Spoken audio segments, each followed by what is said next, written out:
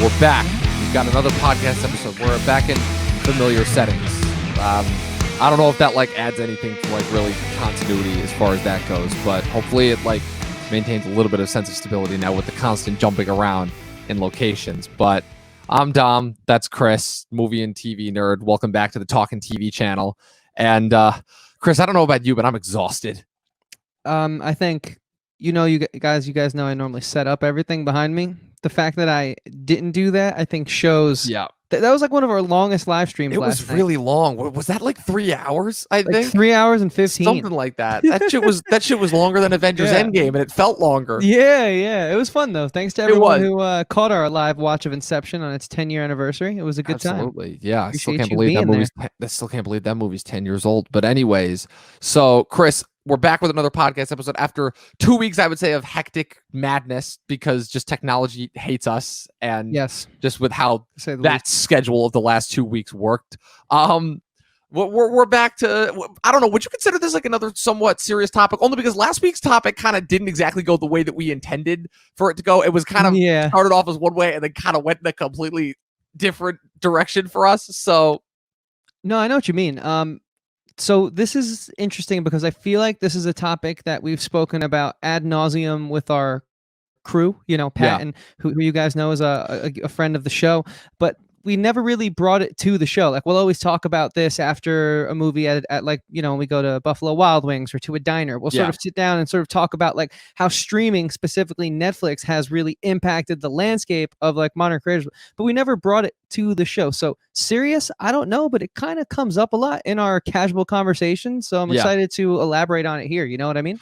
Yeah, definitely. The topic of today's discussion is Netflix originals and what they are actually doing. I mean, it's not necessarily just about originals, but we'll call it today for Netflix originals, just how they've impacted the overall streaming sphere and just the overall media sphere in general, and how we perceive media now, because I think it's a big topic. We've talked about it a lot for on a lot of different other episodes, but I think it's time that obviously we've seen now we're kind of on the latter end of the effect of seeing kind of the effect that streaming has had. So it's definitely worthy to take a look into it, actually break it down, get a little intellectual for you guys, which I think is what we usually do.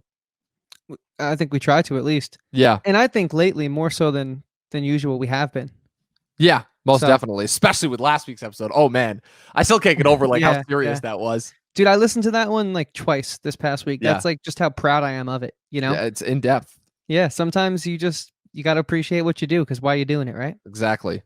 And Dom, you kind of came up with something that we like to tell people about with our show. Yeah, you keep reminding me of it. I don't know why I keep forgetting to. No, I don't know why I keep forgetting to bring it up. It's kind of that's bad of me as a co-host, because I feel like you're embarrassed of it, but I think it's awesome. I'm not. It's not that I'm embarrassed by it. It's that's not the right word choice. I would say it's because I want to fine tune it and make it sound and flow better. Because halfway point between critics and commentators, it's a good log line, but it needs to flow better. You don't think it broadcasts as well as it reads? In other words, I really don't. I can kind of see that. Yeah, so that's kind of where I'm coming from with that. We're kind of, I guess we're at this point. Hey, we've established that we're going to be open about the process. So I think it's better than what we had. It's whatever. I'd prefer to be open about the process, but as opposed to my end, I still really like the work that you did with the graphics in the background. By the way, it looks really cool. I feel like I'm floating through space right now. I feel like I'm in that episode of Community where Ahmed and Troy are flying in those paper boxes in space. Oh, I love and that. He's oh man, and he's like, I'm on your 6. Yeah, I'm on your 6. It's like I'm still on your 6. You can't be on my 6. I took evasive maneuvers. That was great, dude. I love the whole episode when Annie moves in, and they made her the blanket fort because they didn't want to give up their imagination. What do they call it? Their dreamatorium. Yeah. Their dreamatorium. Oh my god, what a bunch of nonsense! But I love it. It's the best sitcom ever made. But we're not here to talk about that. Well, actually, we kind of are in a way, which is funny because obviously that besides Netflix originals, Netflix's whole process of incorporating kind of old niche shows has obviously proven to be a huge hit for them. And that's actually something that I did want to bring up today. But so, Chris, first and foremost, before we dive into this, I guess kind of what would you say your first, your kind of your relationship, because that's really what we are. We're basically in a relationship with all these different streaming services at this point. Where would you say your relationship with Netflix started? What was the first streaming service that they had that really caught your eye? For me, for show, I should say. I just realized.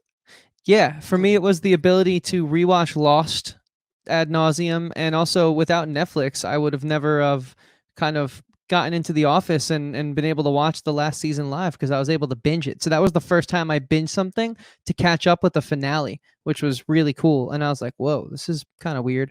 And I've done that with so many shows since, but like if we're gonna go back to like I think sophomore, junior year of high school when I first got Netflix and was going in on it every night before sleep, just watching episode after episode, first binging, the early days of binging, it had to be Lost, being able to just revisit that whenever I wanted without having to get up to swap out the DVDs, which was so nice. Yeah, kind of forget living in the Stone Age. And it's actually funny. Yeah, and I'm glad that you actually bring that up because I would say that for a majority of people, right, that's kind of their go-to stuff. Like obviously we talk about all these crazy great Netflix originals. For me, like it's a few because my whole thing where I got invested with them was their original programming because I was one of the first House of Cards fans in from the ground up, like back when it was only 2 seasons on Netflix. And that was kind of the first like big like putting a lot of money into an originals TV series that was broadcast entirely on a streaming service. And people don't give House of Cards enough credit because that was the show that kind of set the moniker of dropping all the episodes at once rather than waiting week to week episodically to watch them. Obviously that had been a thing with like DVD viewing for TV for years now. Obviously Netflix with their original distribution model. It had already aired at that point, though. You were right, but buying... A, they'd already aired, and B, for the most part, when it came to new shows, people were still used to that old school model of watching it a week at a time.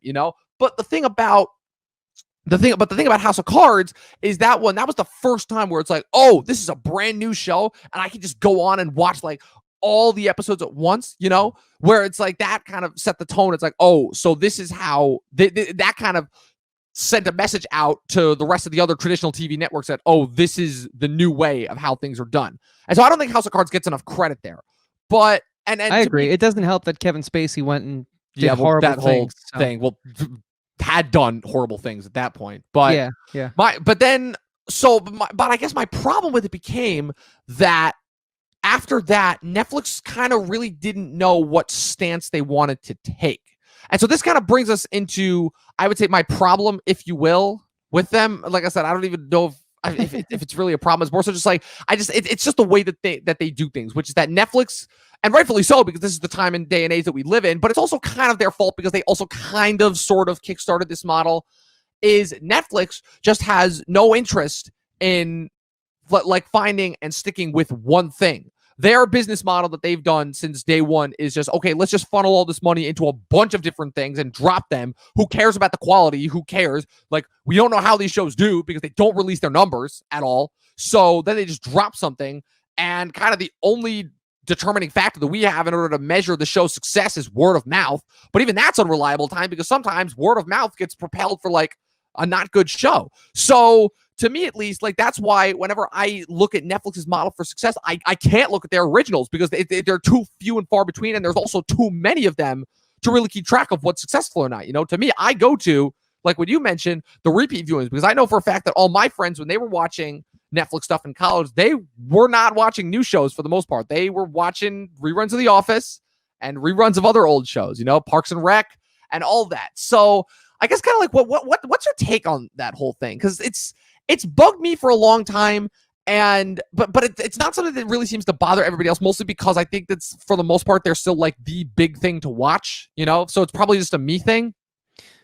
I think that they are still the #1 streaming service outside of just the monetary aspect, which they clearly beat all the other competitors in.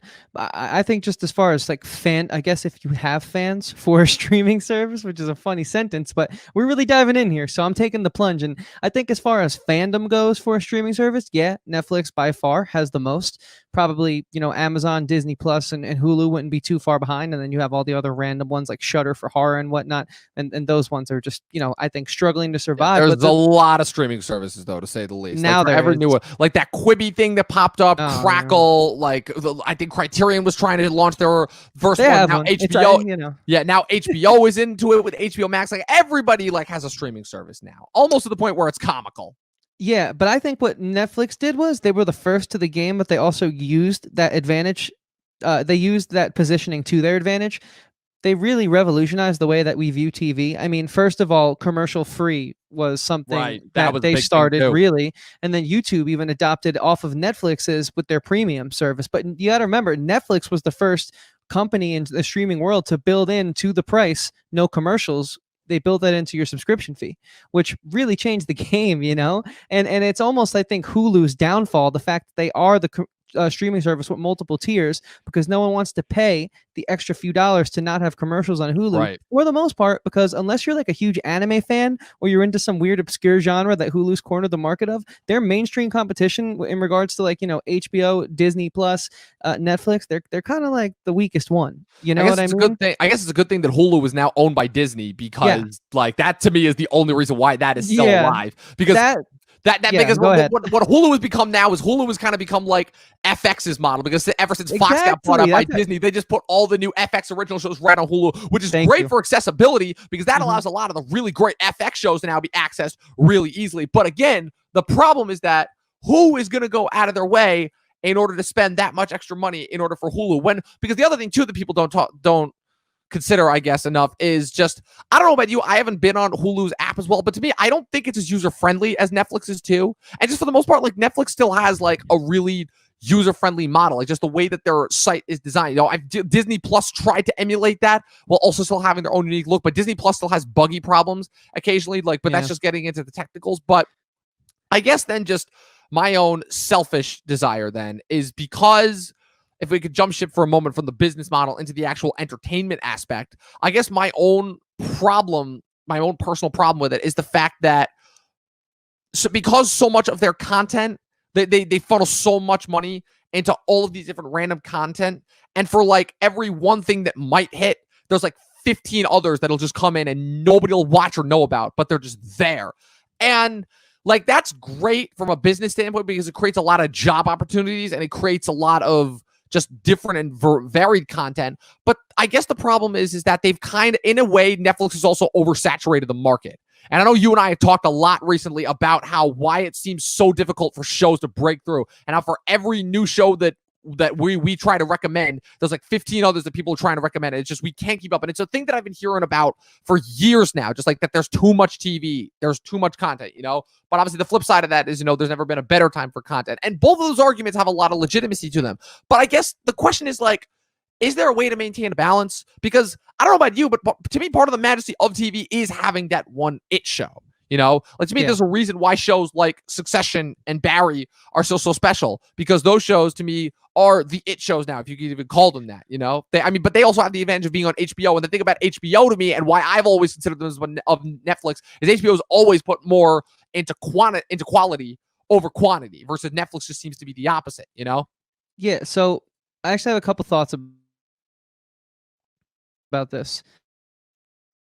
For a quick second, to use Hulu is for FX shows, and so that's what I think is carrying them. I know so many people who are in that same boat. So Hulu is just losing altogether.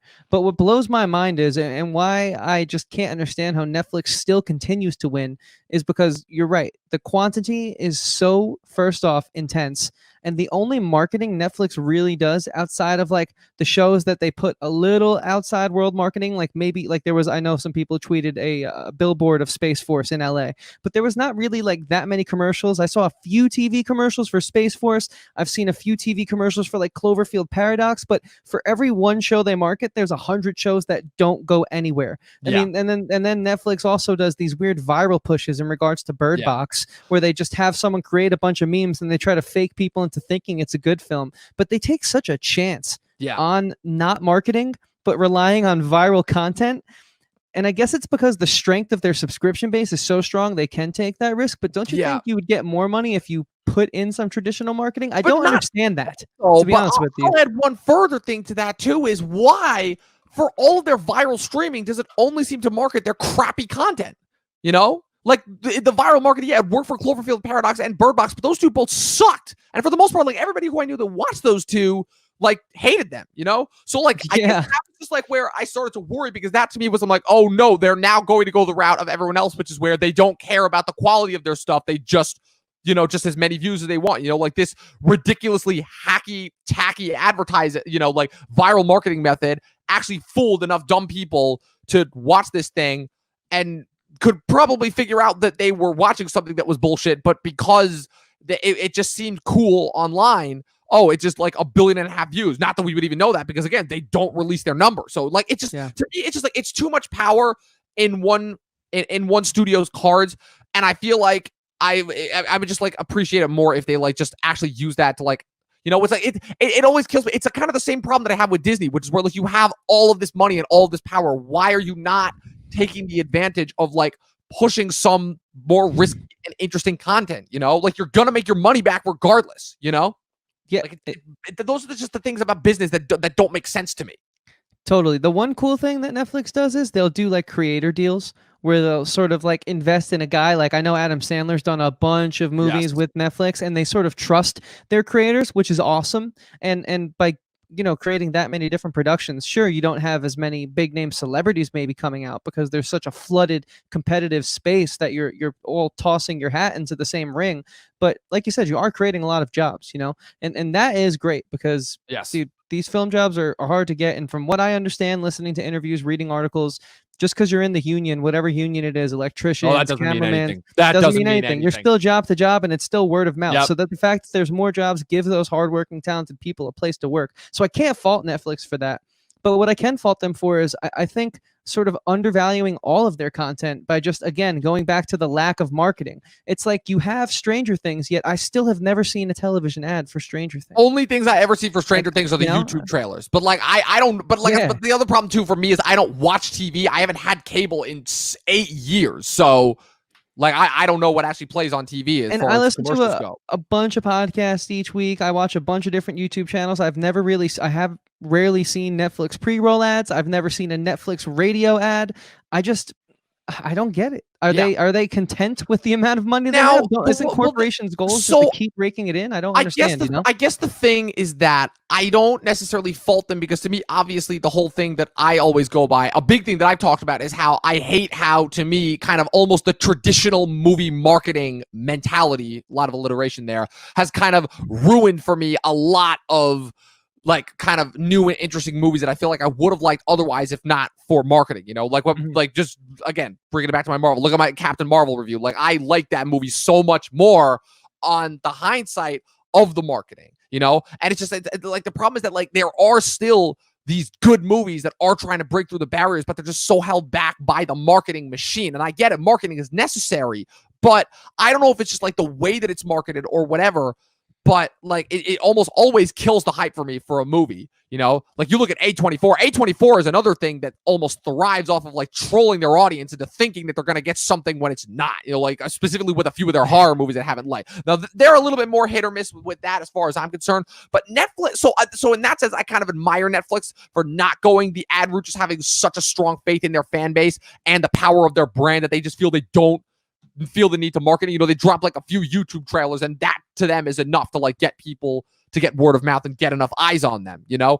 But I don't know, like I guess my problem comes from the fact also, sorry, what I was saying is that like I understand also from that standpoint, because the thing is, again, they do take a lot of risks and they do have a lot of risky, interesting subject matter that like might not work as far as traditional marketing goes. Yeah, so as far as there's a few shows that come to mind. Like you couldn't put that German show Dark that everyone's talking about. Like deep side. You couldn't put that on standard television and have that get viewers. But it's becoming a cult hit. Or look at Jonah Hill's Maniac. You know, you couldn't put that, I think, in this day and age on traditional television. So they're good for that. And I can't fault them 100% for the lack of marketing, because I think there is something special about like that little tiny show that no one thought was going to make it, aka Stranger Things, becoming a massive hit.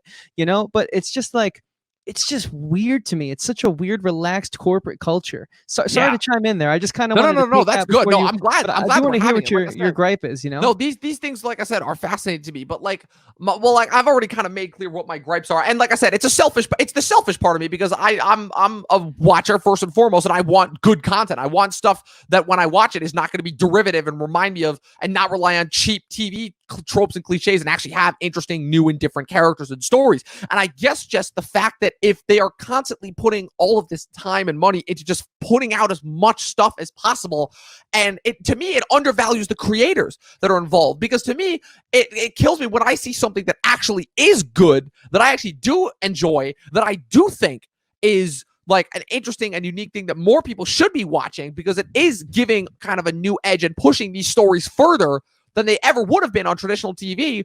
But because it's just so overflowed with content, like they never have a shot in hell, unless they have like a big name celebrity too. Like to me, like I guess kind of like my Netflix cult show, where it's like, again, it's got its diehard fans, but like outside of that fan base, I have not heard a single person talk about it. It's this delightful little show called On My Block, which is a coming of age show about a group of all Hispanic and African American kids growing up in the slums of, in the hood of LA.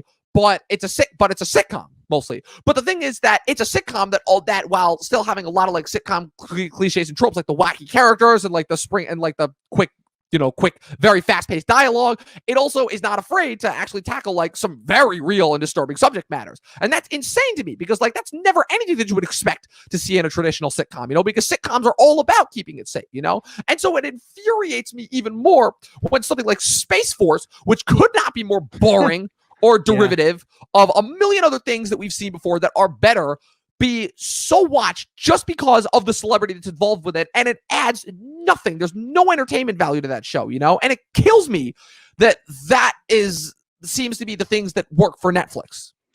Yeah, and to add on to your sort of On My Block sort of train of thought, there's another show that I think is an amazing sitcom, a brilliant show called Atypical, which was that what you thought I was going to say? Oh, I thought you were going to go with Kim's Convenience, but Atypical was my second choice. Kim's Convenience is awesome as well. That's sort of where it's shown in America. That is a CBC show, Canadian Broadcast Channel show. Right, the same channel that does shit. But it's partnered with Netflix for America. So I actually have two things to say about that.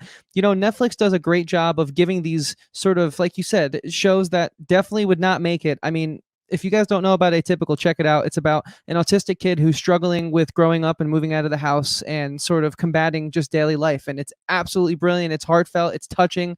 And they do such a good job sort of giving this kind of representation, which you would not see on like an ABC or a Fox or whatever. You would not see that.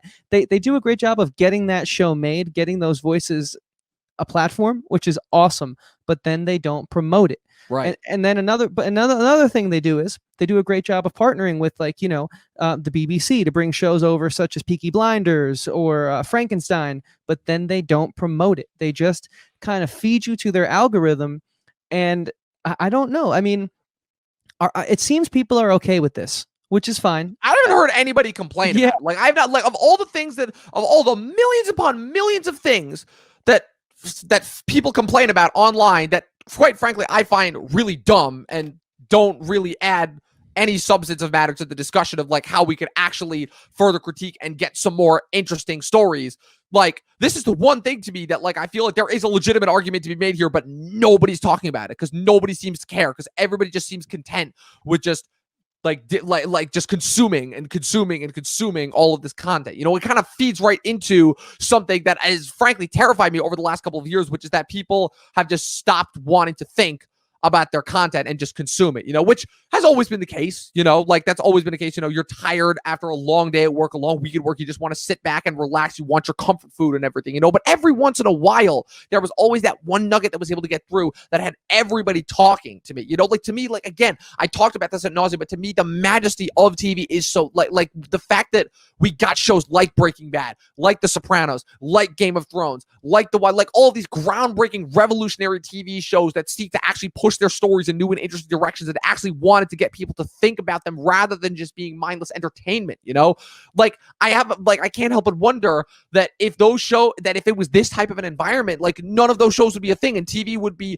just as disposable as it was back in the day, because that was always the problem to me with the problem of why back in the day nobody took television seriously, was because they regarded it as a disposable medium. They thought they figured that it wasn't made for, and it would never be as profitable as the theatrical movie-going experience. It was just a quick and cheap way to run ads, right? The whole thing was that television was an advertiser's game, first and foremost, with those Nielsen ratings, and the entertainment was just a cheap way to do that.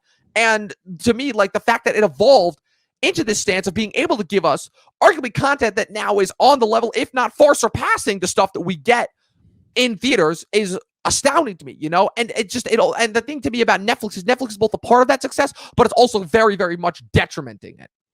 Yeah, and to sort of that tune, although not quite in the same wheelhouse, but I think it comes from the same sentiment, is the fact that if you look at how we are sort of fed by all these algorithms, right? We always kind of openly joke about the fact that like the YouTube algorithm is God and we must serve God and whatnot on this show. And so I kind of a long time ago stopped taking people's suggestions for individual shows that were Netflix originals, Same. that were all this stuff, because I was like, well, I don't like what you're offering me. And so I've been kind of Yeah. thinking about like, why is that the case? And it's because everyone's algorithm slowly over time, it learns and it gets to know what you like. So you might get a Netflix original show that I've never heard of and that may never even cross on top of my suggested in Netflix, just because of the fact that we watch somewhat different things.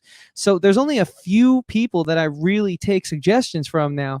And I think the algorithm has kind of like divided us in a sense. And I think that's why you have a lot of these Netflix shows, while they are mainstream, some of them, like your Stranger Things and your House of Cards, there's more so like smaller cult followings. Like if you look at, Ricky Gervais's Afterlife, like the people I know who have actually seen that show love it and worship it, but there's not many of them. You know what I mean? And the people that I know who have seen Atypical, they love it, but there's not many of them. And it's just because there's so much content. So it makes me wonder, like, okay, it's probably a paycheck now to get your show picked up by Netflix, and that's cool. It very much so could Absolutely take off and become a Stranger Things, or at the very least become a cult. But for all of these shows that we're talking about that have made it to an extent, how many of them haven't?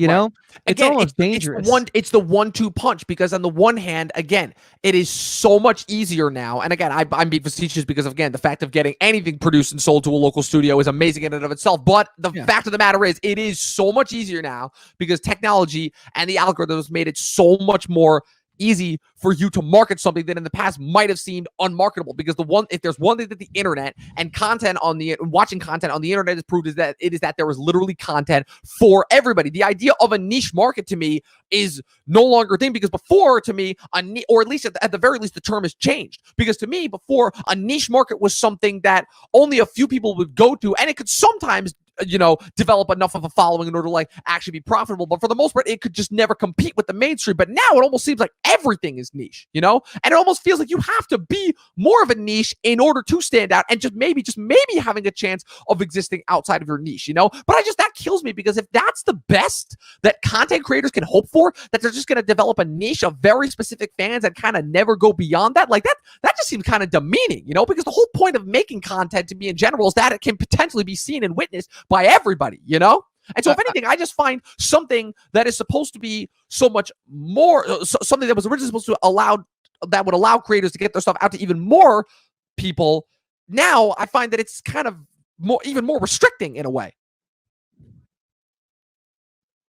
Yeah, I couldn't agree more. And I think because I care so much about art, and I care so much specifically about like television, really, is that it kind of kills me, because like, it sucks that like this show Atypical, that I think is brilliant, that I really love, I had no part in creating it, but I'm such a fan that I think everyone should get out there and watch this show, just because, like I said, it's such an interesting viewpoint to get on a show, and it's just so charming and it's so wonderful, and I can't say enough good things about it. But it kills me to know that just because it's a slave to the algorithm like everything else, it's just under the submission of the Netflix algorithm, that hey, unless you're watching as many sitcoms as I do, you might not brush upon this hidden gem. It's true. And it just makes me, and Paul Rudd's newest show is such a great example. A name like Paul Rudd, right? Yep. Doing a science fiction TV living show with too. Yourself. Something he hasn't done before, which had its few moments, but I don't think it crossed enough people's algorithms for it to be more than just that culty Netflix Paul Rudd show. It was a fun, cute show, and Paul Rudd is a name, but like it didn't seem to hit into that echelon of like ever existing outside of its cult. Like outside of like one person that I talked to who worked on it, like nobody even knows about that show. Yeah, no one, exactly. And we were hyped on it. And again, it's not like a groundbreaking game changer show in any way. If anything, again, it's another one of these sitcoms that actually seeks to like just tell a different kind of a story, and I appreciate that. And like the structure of how each episode was structured, I thought was very, very well done. But again, like because it's on Netflix, it's never going to exist outside of its niche. Now the crazy thing to me is that like on stuff like Amazon or Hulu, again, like everyone regards them as being like kind of losing because they're always trying to play catch up with Netflix. But the thing to me is that because they are not constantly rushing out to get as much content out as possible, I feel like with that, they can really funnel their marketing into one big show, and then you can get like kind of an it show, which to me like is why you get something like The Boys, you know? Like to me, like if The Boys was just another Netflix dump, nobody would be talking about it. Maybe a few, but to me, it would not exist outside of like its own individual niche. Mostly because Netflix has already had such a mirage of comic book properties. You know, with all the dark Netflix Marvel superhero adaptation that they did. Now they've got the Umbrella Academy. I know they've got a couple of other very niche comic book things. But to me, like The Boys does not become the thing that it is if it's put on Netflix, and that kills me because The Boys is one of my favorite new shows now. The Boys is what I look forward to now in these dark Corona times. Yeah, I 100% I agree. And you know what I will say to that as well? The Hulu originals that I've watched, the Amazon originals that I've watched, while they are fewer and more far between than the amount of Netflix originals I've watched, they've always left me wanting more. They've always felt like they were worth my time. Whereas with Netflix, it always feels like a crapshoot, for a lack of a better word. It feels like for every 10 of their shows that they put out, only one of them maybe might actually have a kernel. It kills me because to me, that's not how they used to do things. Like to me, Netflix, they would for the most part have that one it show that they would focus on, you know, and to me, that is what allowed for a lot of their early shows to actually have that echelon of success and IT, you know, like there was a point where a lot of people were watching House of Cards, you know, and when BoJack Horseman came around, like there was not a show out that was like it, you know, and then Big Mouth kind of came out and ruined that because they wanted to make it like more friendly and, you know, and less like actually, you know, less like depressing, you know, but like stuff, but again, like even Stranger Things, you know, like Stranger Things was something, but Stranger Things is an interesting thing because that was one thing that they weren't expecting to be a success. It was kind of, they just put out this little show and that was almost like a Frozen situation where it blew up way bigger than they ever anticipated that it would be. I mean, you know? Stranger Things, we can do a whole episode of the cultural shift that Stranger Things caused. This thirst for retro 80s nostalgia, this neon-drenched post-futuristic vibe that everyone loves now because I think Stranger Things really helped to get there. In a way, I think even Dark started to take allusions and influences from Netflix. Oh, yes, for sure. You know, like I saw the trailers for that. I'm like, yeah, I'm sure this is good, but like this has this has Stranger Things written all over it. You know, I watched the first season, and not only does it have Stranger Things written all over it, but it has Netflix written all over it too. And that's another thing I kind of wanted to dive into. You know, Hulu and Amazon and HBO, they all have their, you know, direct to stream shows. And that's what you have to have as a streaming service this day and age. You got to have original programming as well to keep people's thirst and hunger for content going. And the one thing I kind of learned is, you know, Netflix, their shows, not everything benefits from being uploaded all at once. Like, for example, Lil Dicky, to me, it almost kills it. Yeah, I recently watched Lil Dicky's Dave, and while that show came out once a week, I actually enjoyed that experience more because I think if I would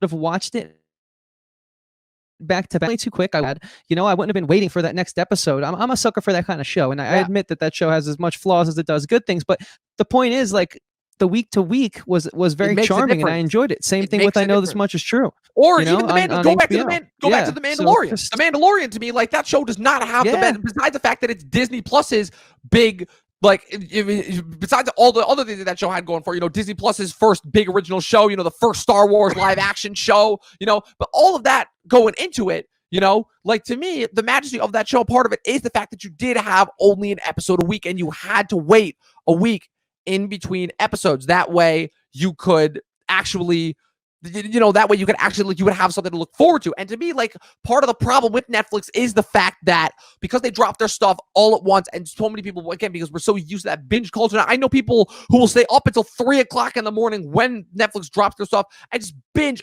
all the episodes all at once. And first of all, I'm like, why are you willing to put your body through that much and take up that much time just to watch a Netflix original? Why, especially when half of them are not even going to be that good, you know? And it just takes so much of the majesty out of it, because now, rather than actually having something that you wait a week for and that could build up the anticipation and could build up and make the story just that much more lingering in your mind, you know, instead now you just get something over with and you're like, okay, on to the next thing, on to the next disposable thing, you know? And that just kills me, because besides the fact that we've been saying this whole time, it devalues their content and it kind of devalues their brand in a way, it also just reduces the ability of anything to have any lasting staying power, you know? And that, to me, I know a lot of people take that for granted now, but to me, that is a big part of the cinematic viewing experience, is being able to go back and rewatch something, God only knows how many, like maybe a year or two later, and have a completely different perspective on it, you know?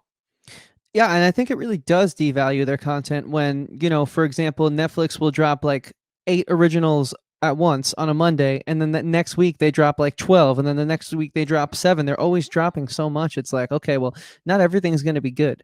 But I guess we kind of live in a world where, A, the statistic is true that the average attention span of human beings has dropped drastically since the introduction of social media, and B, maybe quantity over quality is what people want nowadays. People probably just need the constant stimulation, just the constant, oh, cool, here's this, here's that, flashing in my face, give me something new, It's just materialism has gotten out of control, I think, which partly dictates just how Netflix is able to get away with such a, because if you really look per capita about how many shows of theirs have actual fan bases that aren't just there to meme them or make fun of them versus the ones that are terrible, I think there's a lot more terrible ones. I have no data. All I have is my gut and what I've read on social media, but I don't think I'm alone in that sentiment by far. Me neither. Not at all. Yeah. And especially given that, like, I guess to me, like, the whole idea is that obviously because YouTube it's funny because YouTube's model is what Netflix seemed to be following the most, where YouTube's profit came from the fact that you would just get these guys doing outlandishly stupid things that were just like moronic, like your Logan Pauls, all those guys like that didn't really actually have like any sort of meaning to it. It was just visual flash and just thing to be consumed. And Netflix, to me, seems to be taking all the wrong lessons for that, where there's like, screw it, why do we need to actually worry about quality? We can just put all this stuff out and there's somebody is going to watch it, just for sheer fact of just because we are just that well known. Our brand is that well known. And we know that there is an app, that we have our app on literally every single person on the planet's phone, Yeah. I mean, I guess this is kind of a great example of cornering a market early on. And absolutely staying established as one of the top competitors. Obviously, there are, we have our Disney Pluses, our Hulus, our HBO Maxes. There are other big players in the sphere now. Amazon Prime, for example. But, I mean, by far and large, Netflix is still the king of streaming. Absolutely. And I don't see that really changing anytime soon. The only one who I can really see posing a big threat is Disney. But we all kind of see how that's going with Corona shutting down production on all the Marvel originals and more of the Star Wars originals. Corona seems to have put a big halt to everything. But at the very least, Netflix seems to be like, the problem with Netflix is they have so much stuff on the backlog that they could just literally just throw stuff out. Like the whole thing is that I think they were going to release The Five Bloods closer to like later on in the year in order for it to qualify for Oscars. But now, because Corona shut everything down, they could just release it in the summer and basically have it almost like be the equivalent of like a big summer blockbuster, But again, even to that sense, I'm like, who outside of our circles was talking about The Five Bloods? I know nobody that actually watched it, Yeah, I think more people outside of our film critique and commentation circle talked about The King of Staten Island, which was a VOD movie. You had to spend $20 to get that movie. Then they did The Five Bloods. Both equally acclaimed directors, both great in their own right. But the thing is, one had marketing, one didn't. Yes. And not that Netflix needs the marketing, but I just think at the end of the day, will their service be around in 10 to 15 years at the same level of strength that it is now if they keep having all these at-bats with no hits like they do? You know what I'm saying? It's definitely going to be interesting to see, especially since also now, again, I still think we're still too new into the phase, but obviously if there's one thing that Corona has shown, it's that if you have to ask people what they would rather do in terms of going out to the movies to watch a new movie versus paying for something for VOD at home, that way they could, paying $20 at home for the whole family as opposed to paying $20 a person at the theater with little kids, that market, it's still relatively new and it still has to be explored. And I still think that it's really only going to work for a very specific amount of movies. I don't think that obviously, again, the big budget spectacles that they put millions upon millions of effects money into, those still need the theater revenue. Like, there's a reason why Disney is not dropping Mulan on Disney Plus just yet, but they can afford to take the hit with Artemis Fowl. But that, to me, is going to be a market avenue that is going to be very interesting developing, even once we're on the hindsight of everything that's going on with Corona, because that, to me, is already something that studios were floating around with. But the whole thing is, again, how Netflix was able to kind of circumvent that is because Netflix would pay the studios the difference that they would have lost on marketing for a majority of these bad movies. Like the reason why Cloverfield Paradox was such a huge success is because the fortune that Paramount would have lost paying to market that movie was completely made up for by Netflix buying that, dropping one little teaser bit during the Super Bowl saying this movie is on Netflix now, and then Paramount being like, okay, that's Netflix's problem now. We made our money, and Netflix is just laughing to the bank because everyone basically got trolled by a very mediocre movie. But again, like I even wrote an article about it at my newspaper. I'm like, to me, like the story here is not the movie itself. The story here is this marketing, because call it what you will, like Netflix has pulled off something that nobody has ever done before. And this is like the next in a string of things that they have done as far as that's concerned, and that is worthy having a conversation about. Yeah, and I don't want to make it seem like I'm hating on Netflix by any means. If anything, I respect the shit out of it because me they too. Single-handedly have created cult hits and hits with no marketing. Yeah, with zero marketing. Not to mention, and also they've. Yeah. I think they're sorry. No, I just think they're a big reason why people are getting in our generation used to and acquiring a taste for the foreign film. Look at Roma. Look at all of their extensive. They have a lot of amazing South Korean films on there that I'm just scratching the surface on.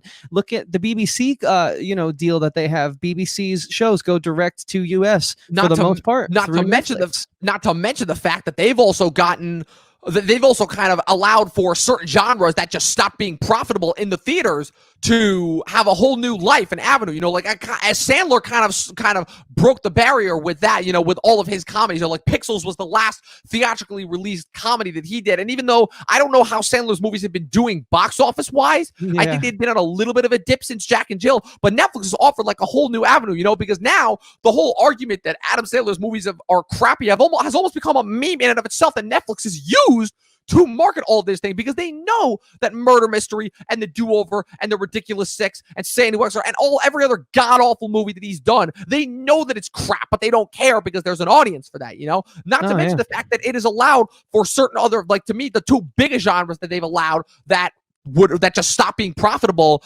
in theaters. Obviously, again, the mid-level budget movies for adults, that being the Oscar haters, those still have a little bit of a ways to go, because the problem is that for the most part, the Oscars still are very anti-Netflix. Like to me, they're like, it's only been very few and far between, and big movies that people thought were going to be big Oscar winners for Netflix ended up getting nothing. Let's just look at last year, like Marriage Story and The Irishman, and the two movies both got like what?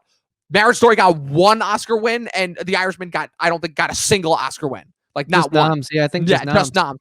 And again, that does great for publicity, but I definitely know that, like, in terms of, like, again, there still seems to be that old traditional mindset in Hollywood that is still very anti-Netflix, but that's no surprise. But it's, as far as like certain genres go, Netflix has allowed for the traditional comedy, the coming of age story, and the rom-com to have a whole new avenue in life, because I see a lot of people talking about all these movies, again, the sitcom again, but like I'm just talking about like all these movies like P.S. I Love You, The Love Booth, the Love whatever, The Kissing Booth. There was this movie that came out last year called what's it called? Always Be My Maybe, with Randall Park and Ali Wong, that was very, very well liked and received, and like those movies, again, like it was almost like a running joke last year how every single mainstream big budget, every single mainstream comedy that went to theaters flopped. Booksmart flop, Long Shot flop, Stuber flop, and that just seemed to be like the continuing trend of comedies. But there were all these Netflix comedies. Look at the Lovebirds, which would have tanked in Netflix and was already gonna die because it obviously wasn't getting released in theaters.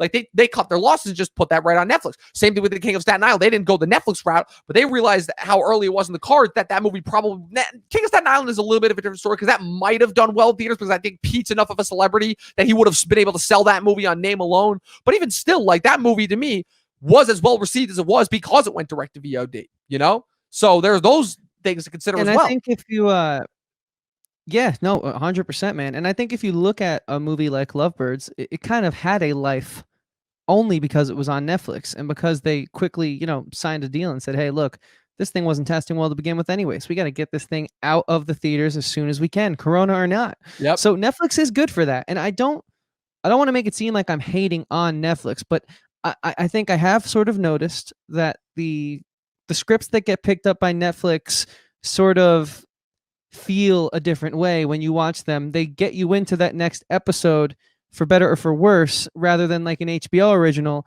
Like, and I Know This Much Is True, which is a slow burn. I haven't really felt that too much from a binge-worthy show. Same. And that's fine. You need that. You need that too. People like that. I think I just hope people realize that it's not the end all be all, and that there's always going to be better products on all ends of the spectrum if you actually have competition in the space that you're creating in. For example, there's a big thing going on right now in the gaming community where Twitch seems to be the only platform that is the place to go to watch people stream and play video games. Yeah, and, I haven't been seeing too much of that because the whole thing is PewDiePie started that whole trend on YouTube, and PewDiePie was like one of the first like multi-million-dollar people on YouTube with gaming streaming, and now that seems to have completely jumped ship to a different platform. Yeah, I mean, YouTube owns. I just listened to a podcast about this earlier today. Twitch owns like I think 91% of the marketplace. YouTube owns like 6%. Then Microsoft owns like the remaining scraps, and then there's a few other companies that are just barely hanging on. But because Twitch owns the majority of the share, they kind of abuse their creators a lot. You know, they pass these content things where one day they can play a snippet of a song and the other days they can't, and they sort of like beat the people up in a sense who are providing them with the content. They got to remember Netflix, Twitch, YouTube, they're just places that we go to get the content. The people uploading to those services are the reason that those places exist. So that's why you need competition, you know, Yes.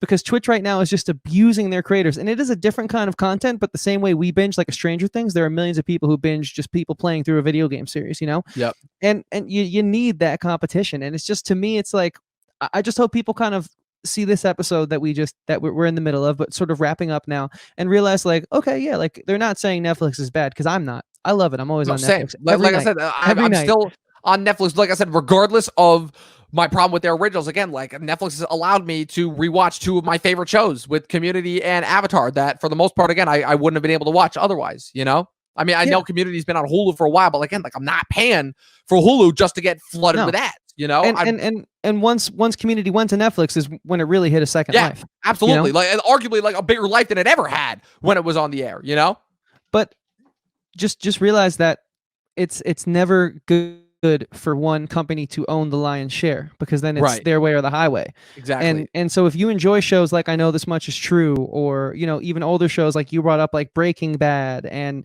you know, early Game of Thrones, where it was like that week to week, like slow burn, you're thinking about it at the water cooler, so to speak. Even up until the final season, as terrible as it was with that last season, you were still watching it week to week just to see what happened, you know? And that, again, that's a whole different discussion in and of itself. But like, again, like it's part of the majesty of these shows. It's part of the majesty of the TV experience in general. Yeah, and think about how it is still fun to sort of binge a show and talk about it all at once with your friends, like I do every time Stranger Things comes out on our podcast, and then whoever I hang out with for the next 2 to 3 weeks after that.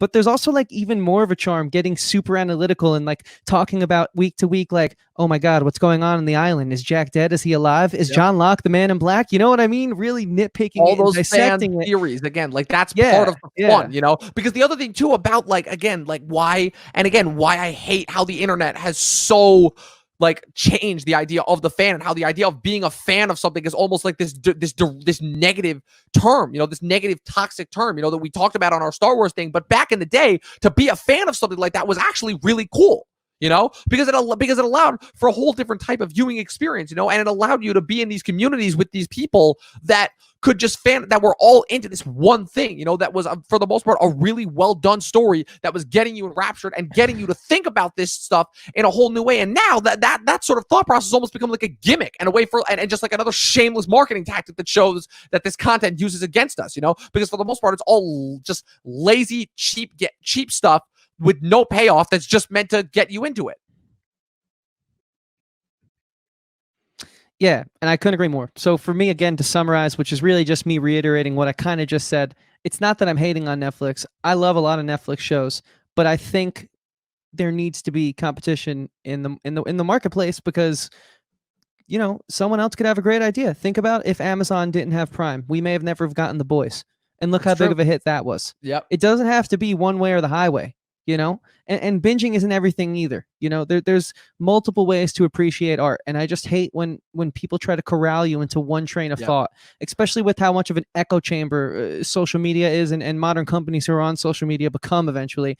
It's not a bad thing. Like I said, I'm on Netflix every night, falling asleep to a comedy, Avatar as of late, but there's other things too, you know? Yeah, exactly. And like, to me, like, if I could just give them a bit of advice, I think it's still a big missed opportunity. The fact that they didn't rely on like holding down those contracts for the older shows, you know, because to me, like you even mentioned, like The Office found a whole new life on Netflix and became like their most watched thing, you know? And again, I feel like they gave up way too easily when it came to maintaining the rights to that. because they just wanted to focus more on original stuff, like and like I just think that that's such a tremendous missed opportunity, and because you saw the whole new life the community had, and Avatar, I'm sure, is providing so many views for them.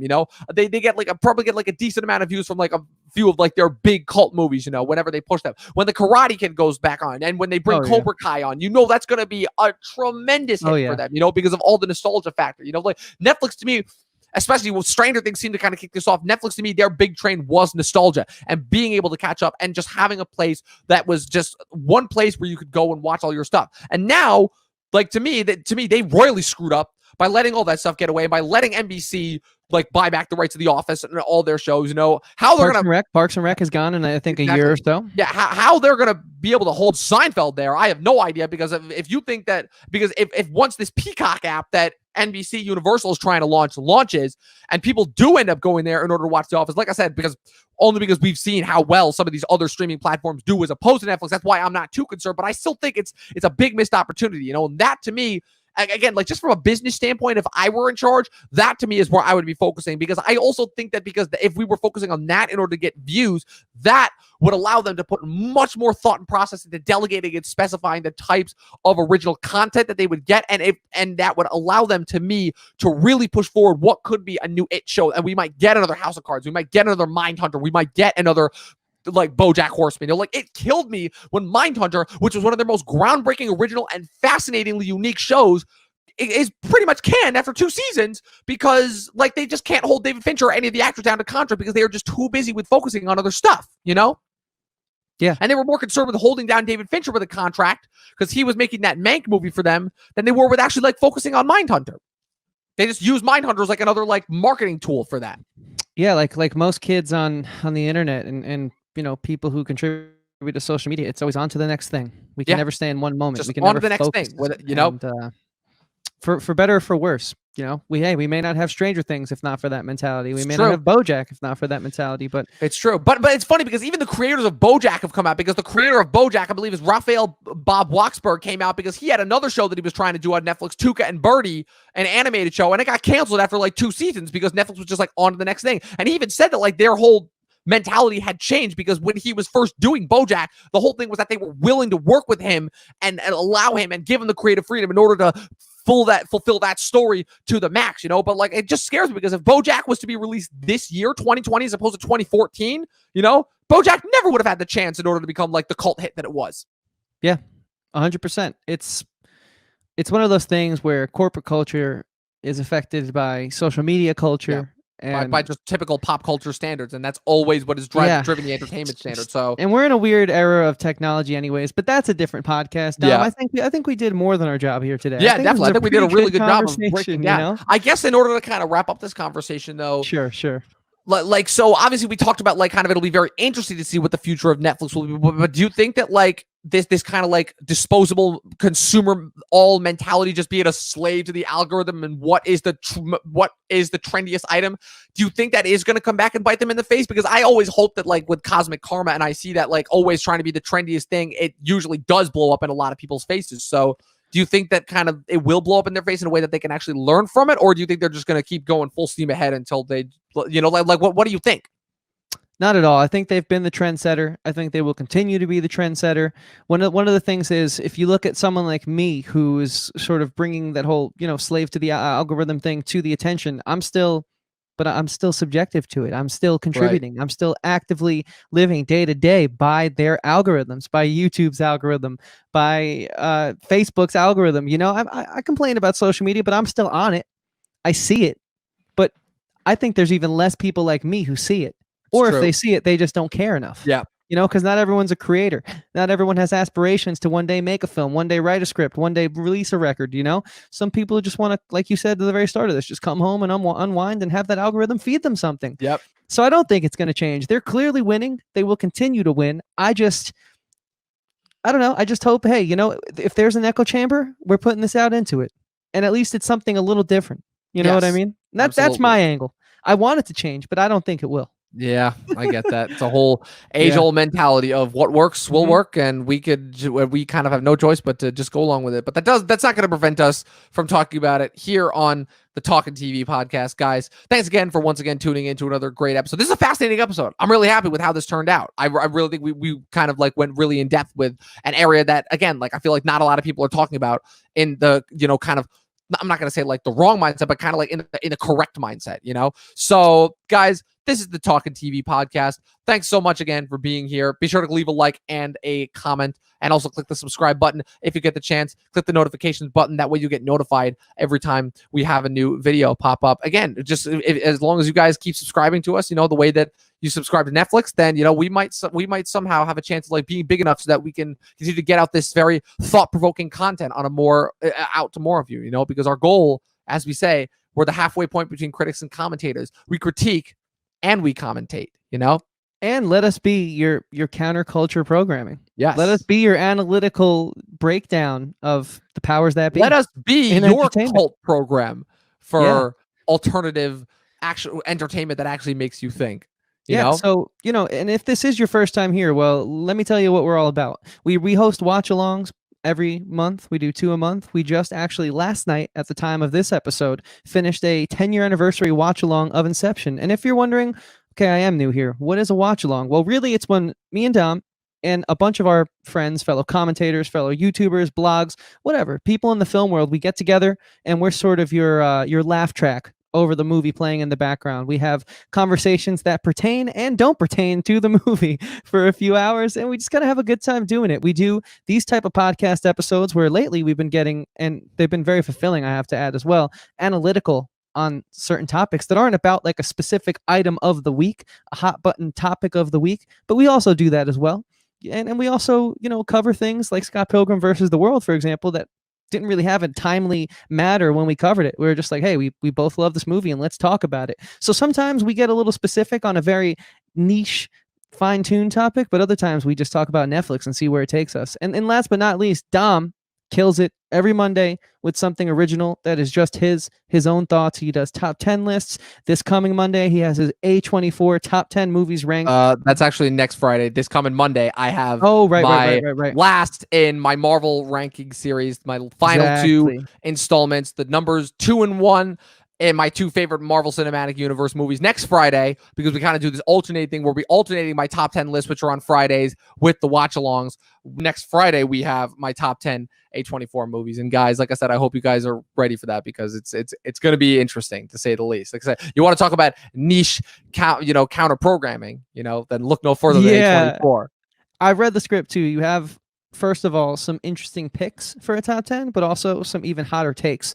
So keep your eyes peeled for that. And we are going to up the ante as well. We're also cooking up a bunch of new ideas.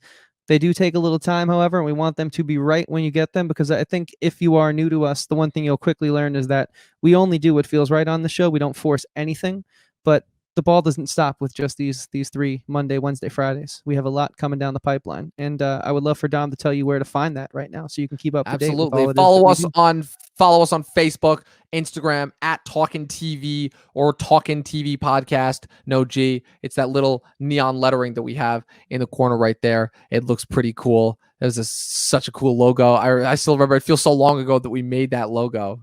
Chris.